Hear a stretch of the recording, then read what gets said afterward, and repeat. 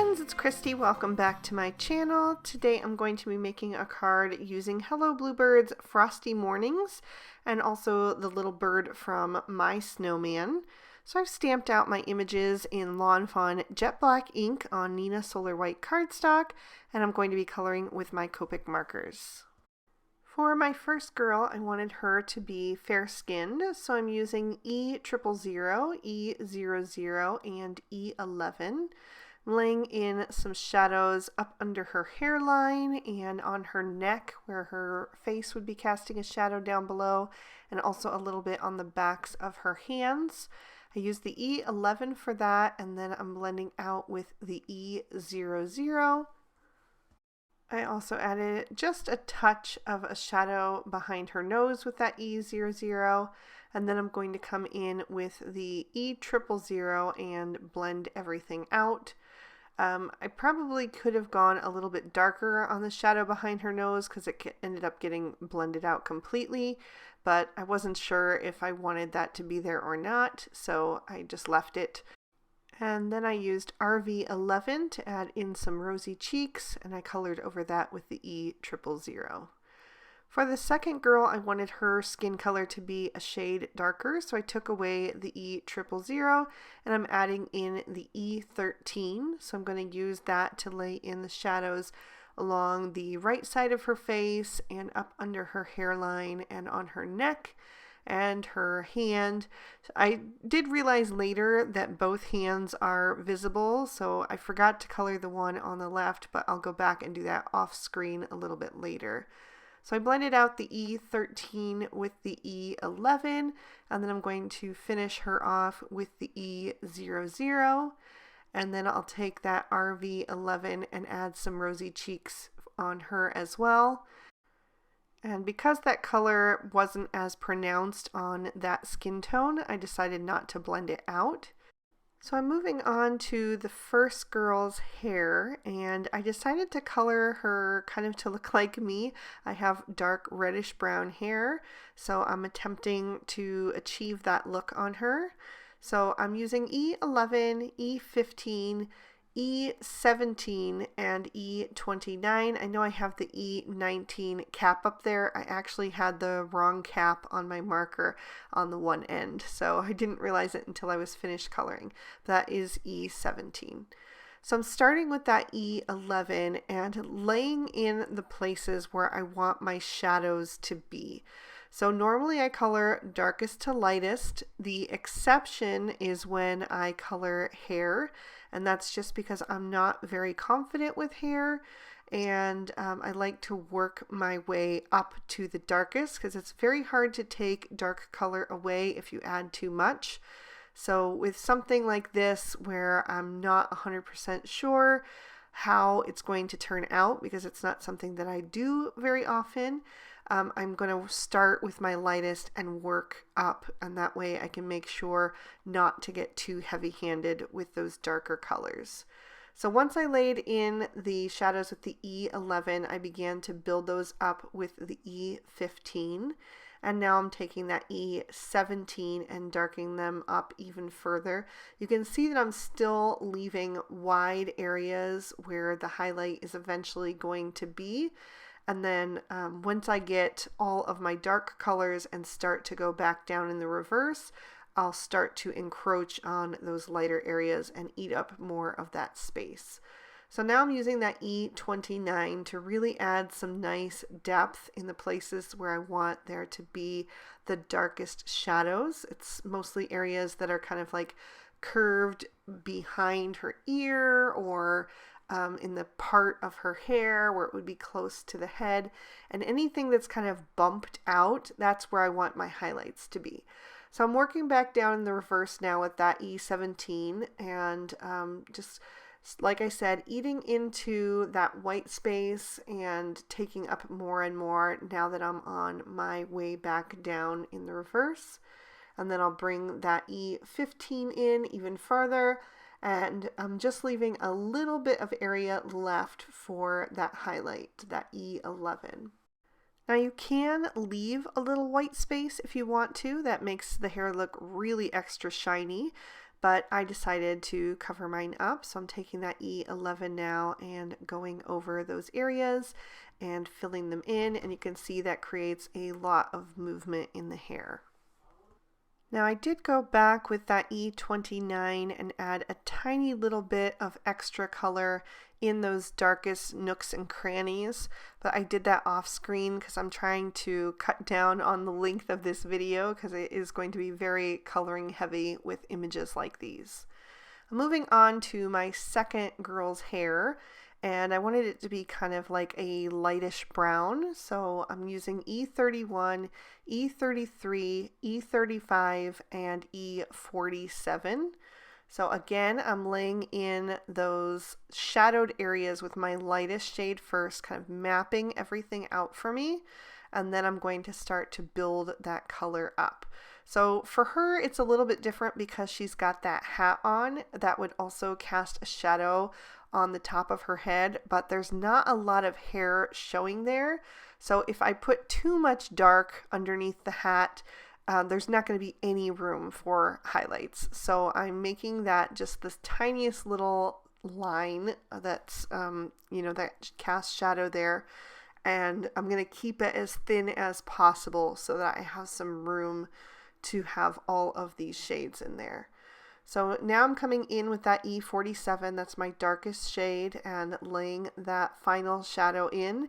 And now I can work my way back down in the reverse. So I'm taking that E35 and just blending again, kind of leaving the ends dark and then that shadow under the hat, so that I'll have a shiny mark or highlight like right in the center of that area. So I use the E33 and then I'm filling in with the E31 to finish her off. For the dress of the girl on the left, I wanted it to be a light pink. So I'm using RV00, RV10, and RV11. Starting with that RV11, this is the same color that I used on their cheeks. And I'm adding a little bit of shadow where her jacket would be casting one, and also the coffee cup, and just bringing that in from either side so that, it gives it that more rounded shape. And then I'm going to blend that out with the RV10. I was going to save some room for the RV00, but I decided to fill that all in with the RV10, and then I went back and added a second layer with that RV11 to create a little bit more contrast, and then blended that out again. And then I'm going to color her socks, and this time I am going to use that RV00. I'm kind of creating little crease lines from the outer edges, and then I'm coming in with the RV11 and darkening those up. Once I have them kind of mapped out, I kind of did it like the hair because I wasn't sure how that was going to turn out, so I started with my lighter color and then built that up, and then I'll blend that out a little bit with the RV10 and finish with the RV11. And I'm also going to do the little breast of the bluebird, or the bird that's on the side. It's going to be a bluebird on my card, but I'm using these same three shades for that, just adding the darkest color at the neck area and then blending down the front of the body with the lighter areas. For her jacket or sweater, I wanted to make it like a darker maroon or wine red. So I'm using R83, R85, and R89. So I'm going to take that R89 first and lay in some shadows. I put them on the back of her collar and then up under her collar, also where her sleeve would be casting a shadow, and on the bottom of her sleeve, and the bottom of her pocket, and down the back side of the sweater as well. And then I'll just repeat that for the other side. Just anywhere that one body part is overlapping another, there's always going to be a cast shadow there. So once I have the R89 laid in, I'm going to start to blend that out with the R85. And there is quite a bit of difference between these two shades, so I'm just making sure to work my way over the edge of that R89 and kind of do little scrubbing motions to break up that pigment and get it to blend into this mid-tone area. So I'm just going to continue to do that on the right hand side. The added benefit to this is that it also kind of gives it a little bit of a fluffier texture to it, so it looks a little more like a sweater. Then I'll bring in that R83, and again, this is a nice step down, so it also has a little bit of a textural look as it breaks up the previous pigment. So I'm just going to fill in all of that white space. And then I decided to carry that color across to the second girl by coloring her infinity scarf with these shades. So I'm adding that darkest shadow on the two sides back behind her neck, and then also adding a little bit more depth where you can see that the fabric is kind of bunched up by the artist drawn lines, and then blending toward the center with the R85 and then the R83. And then for her sweater, I decided to make it kind of like a warm gray, like wool looking sweater. So I'm using E70, E71, E74, and E77. So I'm going to start with that E77 and lay in my shadows, and it's pretty much the same as the other girls, but this one is just a little less complicated because she doesn't have any collar or pockets or anything like that. So I just laid it on the underside of her arms and along the sides of her body. And then I did put a little shadow in the creases of her elbows. There's a little bit of a deeper one in the hand that's holding the coffee cup, and then just a little one on the other arm since that one's a little more straight, tucked behind her friend's arm there. And then I'm coming in with that E71 and continuing to blend that out. At first I did not put a shadow on the crease where it kind of drops at the drop waist part. But I'm going to go back and add a shadow there because I thought it needed it. So I'm blending out with the E70, and then I will come back in, like I said, with that E77 and just add a little bit of a crease there so it accentuates the lines that the artist has drawn for you. So I'm going to continue to blend that out and just use a little bit of color. Also put just a little bit up underneath that infinity scarf, and then finish that off. So I did a second layer on that, but I just showed it on screen because I was adding that extra bit of shadow. For her skirt, I'm going to use BG63, BG66, BG69, and BG79. So I'm using that BG79 to accent the pleats in her skirt just by doing a little backwards L shape. And then I'm blending that out with the B69. And then I'll come in with the B66, and I'm going to color that in most of the way, but I'm still going to leave a little bit of area for that B63 so that I have a nice highlight. And my plan had been to do her beret to match, but that blue was such a vibrant, strong color that I decided to leave it as a minor accent on the card instead, because I really wanted to go with like a cozy vibe. But I did color the Bluebird with these shades. I just took away the darkest one and added in the B60, although that B60 was so pale that when I did my second layer, I left it off and just used the B66 and blended out with the B63. And then I did the girl's beret to match her sweater and her leggings to match her scarf. And now moving on to the coffee cups. I considered going with the red cup that you often see from Starbucks in the wintertime, but I didn't think the red would really match the color palette that I had going on, and I wanted something contrasting and neutral. So that's why I went with the E50 and E51. I just did like the traditional like craft colored coffee cups. And for the white areas, I'm going to use W00 and W1, adding a little shading on the label and also on the sides of the lid where it would be creased. And then I also decided to give the girl on the left some white leggings and white boots. So I added a little shading with the W1 first, and then I'm going to go back and blend out with the W00 on all of those things. And I made sure to add a little extra of that W00 right up under her skirt, so that would cast a little shadow on her legs as well. And then for the other girls' boots, I wanted them to be black, so I'm using W3, W5, and W7. I'm going to add some darkness on the backs and also add a little crease where the toe meets the top of the boots. I use the W7 for that and then blend it out with the W5, and then I'll use the W3 down the center for a little highlight. Then I'm going to take my black Sakura Jelly Roll pen and go over their eyes to make them nice and bright and shiny, and then I'll trim these images out with their coordinating dies.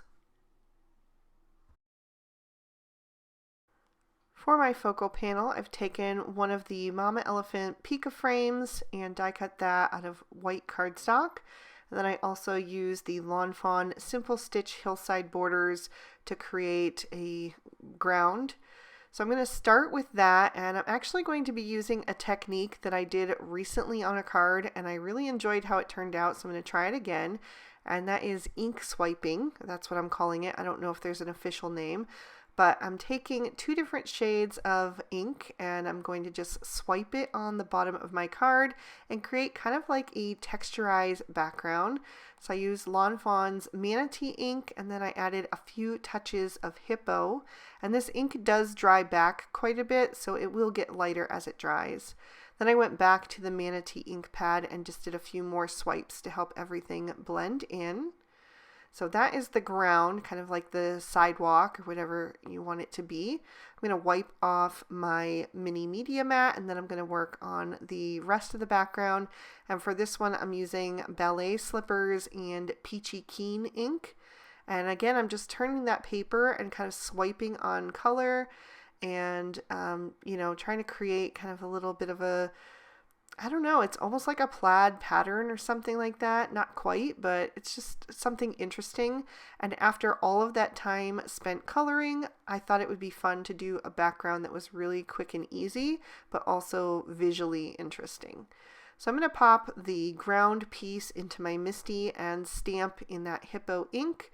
And I'm going to use a sentiment that came with the Frosty Mornings, and it says, "Sending warm hugs."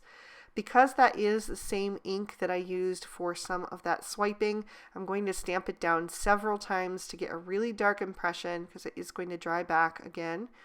And then I'm going to pop an insert into my Misty. So I'm using another one of those Mama Elephant Pika frames, and this time I'm stamping in the Peachy Keen ink. And I'm using the little bird and another sentiment from Frosty Mornings. This one says, "Your friendship warms my heart." And I forgot to clean off the stamps before I stamped the first time because these are brand new. And so I just had to wipe that off with my Lawn Fawn stamp chamois. And then I'm going to stamp that down several times to get a really nice impression as well. So now I'm ready to choose my pattern papers, and I'm using the Simple Stories Cozy Days pattern paper pad. And I knew that I had wanted a gray and pink plaid. I've mentioned before that I just really loved pink and gray when I was a kid. I had pink and gray saddle shoes one year that I really loved. By the way, I am going to end up pulling out that blue polka dot as well. I don't originally, but I decided I needed something with some blue on it to tie in the blue skirt on the Bluebird. So I'm going to end up pulling that out as well. But for right now, I ended up choosing this gray pattern with the pink flowers and the gray plaid. And I trimmed those down with the other two dies in the Mama Elephant Pika Frames set. So that's the same one that I use for the insert, the floral piece, and then the other one is going to cover the entire front of the card. So there I've trimmed down that blue polka dot. Like I said, I just needed something to pull in the blue of the skirt. It's not quite the same shade, but at least like it's a nod to it. So I decided to layer that behind this floral print. I decided I just wanted a little bit showing on the outer edges. So I'm going to adhere that across the center of the card, and then I'll take this little gray and pink floral and adhere that right overlapping. I'm just making sure that that is centered, and then I'll press that into place. And then I'm going to grab that insert piece and add that inside the card as well. So I'll just make sure that it's right in the middle and then smooth that into place as well. And then I'm going to work on my focal panel. So I've got my two little pieces here. I'm going to glue the ground to the bottom of the pink piece and just make sure that that's lined up. And then I'm going to grab my images and begin to adhere those down. So it's the just the two images here. I've got the girls that are kind of linked arms. That's just one large image. So I'm going to center that right above the sentiment. And then I've got this little bluebird here. And I thought that would just be a cute little accent towards the bottom of the ground.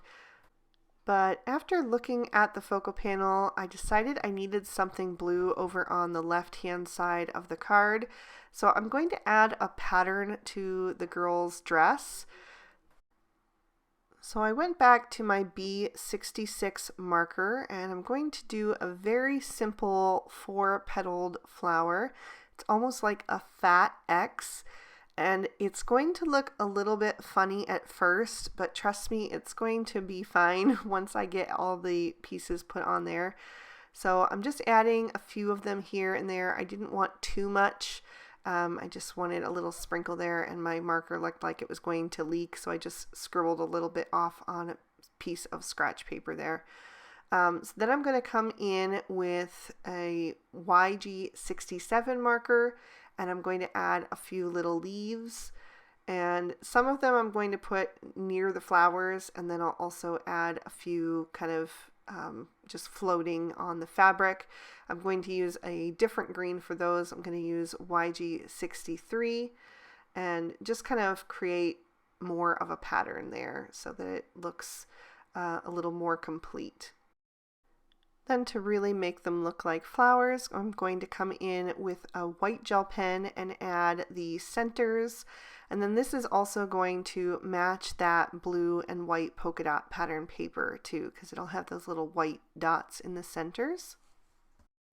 And I'll lift that up so you can see how that pattern turned out a little bit better.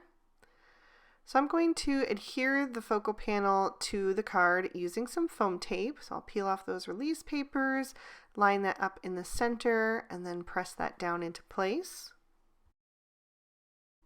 And then I had to add just a little bit of sparkle since this was a girly card. So I'm just going to add a few touches, not too crazy. I'm going to put it on the girl on the left's collar and cuffs and pockets of her sweater, and then the girl on the right's scarf and her skirt. And then I also decided to add just a tiniest little drop on their earlobes so it would look like maybe a little earring.